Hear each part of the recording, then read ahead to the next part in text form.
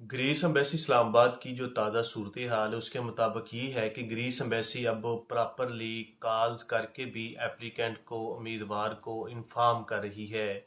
बहुत से एप्लीकेंट को उनकी अपॉइंटमेंट से कुछ दिन पहले भी कॉल की जाती है कि आपकी इस डेट को अपॉइंटमेंट कंफर्म है।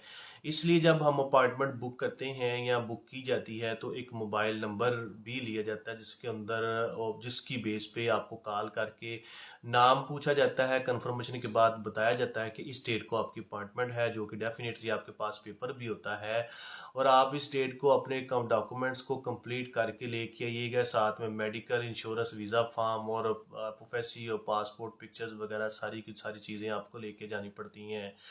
इसके बाद जब आपका इंटरव्यू हो जाता है, आपने पासपोर्ट सबमिट करवा देते हैं और आपको एक रसीद के साथ साथ कुछ लोगों को ये भी कहा जाता है कि आप इस डेट को आके पासपोर्ट वसूल कर लीजिएगा। या समटाइम ज़्यादातर अब ये हो रहा है कि उस डेट को पासपोर्ट तो नहीं मिलता तो यही कह देते हैं कि आपको कॉल आएगी तो फिर आप पासपोर्ट वसूल करिएगा।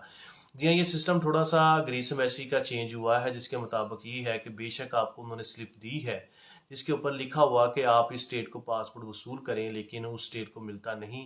तो ये पाबंद किया जाता है कि आप जब हम आपको कॉल करेंगे तो फिर आप अम्बेसी तशरीफ़ लेके आइएगा और उस टाइम फिर उनको पासपोर्ट वगैरह मिलता है।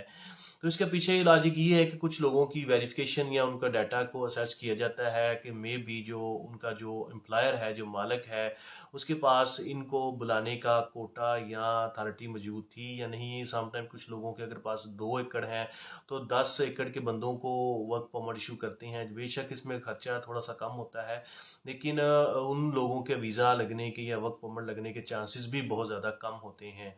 सो इस हवाले से विजिलेंट रहिएगा। और इसमें ये है कि प्रोसेसिंग टाइम इंक्रीज़ हो चुका है। पहले हफ्ते और 10 दिन के अंदर अंदर आपको पासपोर्ट रिटर्न कर दिया जाता था, लेकिन अब कुछ लोगों को इतनी डेट में देते हैं, लेकिन कुछ लोगों को इंतज़ार करवाया जा रहा है। कुछ में 3 वीक हो, कुछ में मंथ भी हो चुका है, उनको पासपोर्ट वापस नहीं हुआ और ये कहा जा रहा है कि आपको कॉल आएगी तो फिर पासपोर्ट वसूल करिएगा। तो जिस तरह की इन्फॉर्मेशन है कि हमारे चैनल को ज़रूर फॉलो करिएगा। अल्लाह हाफिज़।